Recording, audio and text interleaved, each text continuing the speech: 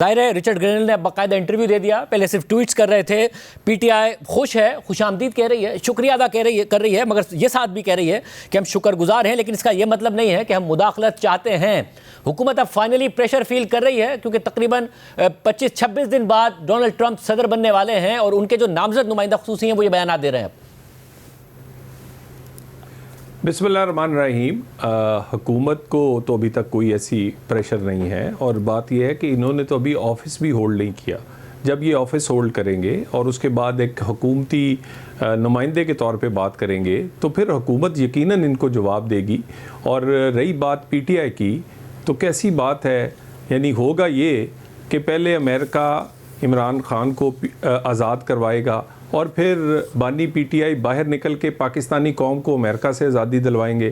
ये कैसा, ये देखें इनके कॉलो फेल का तजाद और कैसी फिक्रमंदी है मगरिब को। ये भी आप ही के लिए परेशानी की बात नहीं है कि इमरान खान साहब ये करके भी, क्योंकि हकीकी आज़ादी का नारा अमेरिका से लगाया था, अब रिचर्ड ग्रेनल ट्वीट कर रहे हैं हकीकी आज़ादी और तहरीक इंसाफ वाले रीट्वीट कर रहे हैं उसे, जिनसे हकीकी आज़ादी का नारा लगाया था वही हकीकी आज़ादी का नारा लगा रहे हैं और वो सेल कर देंगे अपने सपोर्टर्स को, आप नहीं कर पाएंगे। देखिए, ये एक तो बात देखने वाली है कि तकरीबन 60 के करीब इस्लामी मुल्क हैं और किसी इस्लामी मुल्क से बानी पीटीआई के लिए आवाज़ नहीं उठी। अगर आवाज़ उठी है तो कभी इस्राएली अखबार कॉलम लिखते हैं और कभी मगरब में वो सारे लॉबिंग फर्में या वो लॉबिंग करने वाले जो कि इस्राएली नवाज़ या दूसरे हैं वो बानी पीटीआई के लिए लॉबिंग करते हैं। और उसके बाद अगर मगरब से इनके लिए आवाज़ उठती है तो आज के इंटरव्यू में एक बड़ी अहम बात थी, अगर आप वो 3 मिनट का स्लॉट देखें तो मिसाइलों पर पाबंदी और एटमी हथियारों को जोड़ ये तासर दिया गया है कि वो बानी पीटीआई से और बानी पीटीआई से जोड़ा गया है।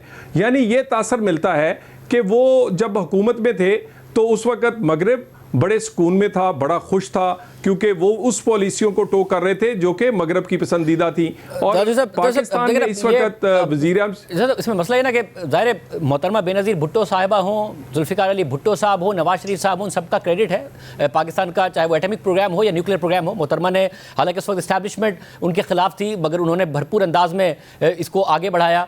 मगर इमरान खान साहब पर भी ये तनकीद तो नहीं कर सकते कि उन्होंने पौने 4 साल में उस पर कॉम्प्रोमाइज़ किया। कोई भी ऐसा सियासी लीडर नहीं है जिसने कॉम्प्रोमाइज़ किया।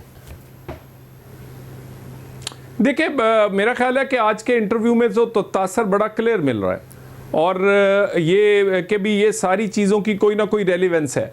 और दूसरी साइड पर इस वक्त की हुकूमत है, शहबाज शरीफ साहब है, जिन्होंने कैटेगोरिकली स्टांस लिया है कि पाकिस्तान का एटमी प्रोग्राम और मिसाइल प्रोग्राम पे कोई कॉम्प्रोमाइज़ नहीं होगा और ये 25 करोड़ लोगों की आज़ादी की हिफाजत की ज़मानत देता है। और नहीं तो पाकिस्तान शाम बन जाएगा, लिबिया बन जाएगा, इराक बन जाएगा, तो इस पे तो सोचा भी नहीं जा सकता।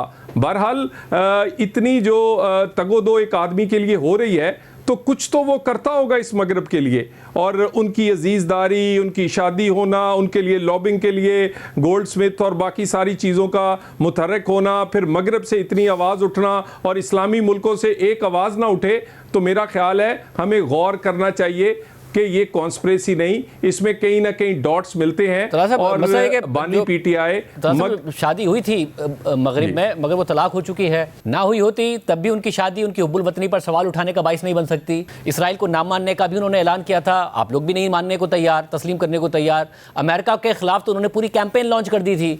और तो ये तो फिर उनकी लॉबिंग की कामयाबी है कि कितना कुछ नहीं कहा उन्होंने अमेरिका के खिलाफ, मगर वहाँ पर जो नौ मुंतखब इंतजामिया है वो उनकी रिहाई के नारे लगा रही है, रिहाई के मुतालबे कर रही है।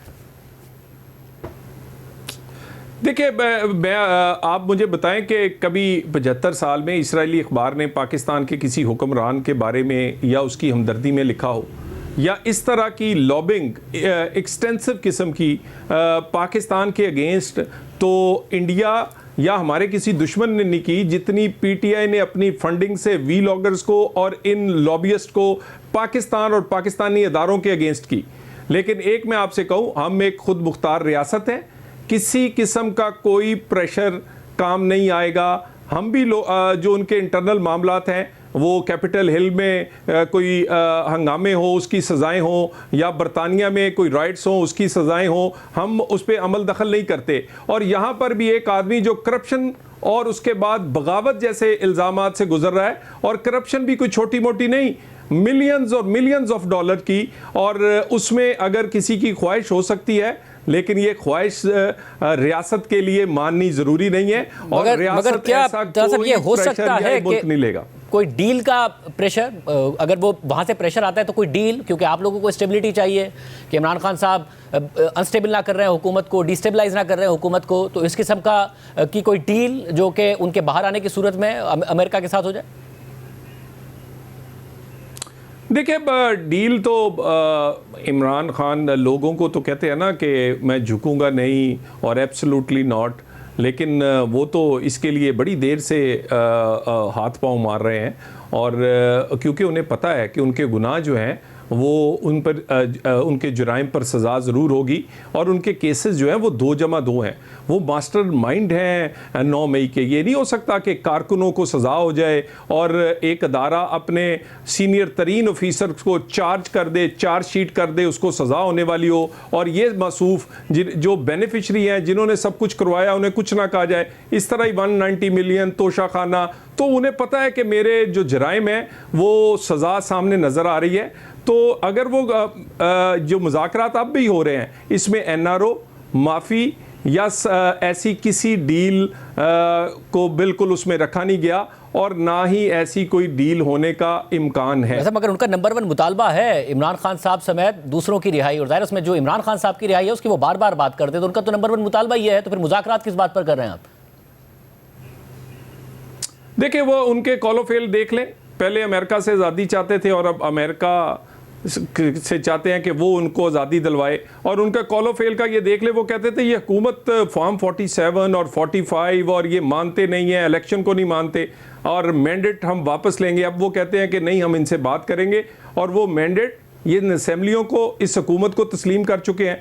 तो रही बात अब उनकी एक इस शिक की, तो मेरा ख्याल है फेस सेविंग के लिए शायद रखी हो। इस पे भी हम बड़े क्लियर हैं, बातचीत हो सकती है। आप दहशतगर्दी पर, इकोनॉमी पर, आम आदमी की ज़िंदगी को आसान बनाने के लिए इस पर हम बात कर सकते हैं, स्टेबिलिटी के लिए बात कर सकते हैं। रोज़ रोज़ का ये तमाशा बंद होना चाहिए कि एक सूबा जो है वो ना दहशतगर्दी पे तवज्जो दे, ना वो कुरम जैसे वाक़यात पे तवज्जो दे, ना वो सेहत और तालीम पर दे, और वो उठकर हमलावर होता रहे। हाँ, स्टेबिलिटी पे बात होगी, लेकिन कोई ऐसी बातचीत नहीं होगी जिसमें कोई माफ़ी NRO का कोई तासर जाए, और हर आने वाले दिन से ये एक्सपोज हो रहे हैं। इस तरह के बयानात को जब ये बगलें बजाते हैं कि फलाने ने बयान दे दिया, और वो भी कोई बहुत बड़ा नहीं, वो भी उनके कोई मेन रैंक्स के आदमी नहीं है, और मेरा ख्याल है इन्हें शर्म आनी चाहिए कि ये कौम को क्या कहते रहे, कौम के बच्चों को ये लाकर वर्गला कर वहाँ पर आंसू गैस और लाठी चार्ज के सामने खड़े कर देते हैं, और वहाँ पर उनको वो ज़ख्मी और गिरफ्तार हो जाते हैं, और ख़ुद इनका कॉलो फेल में क्या तजाद है, और खुद उसी अमेरिका से मिलते और समाजते, और यही इनके कॉलो फेल का तजाद है।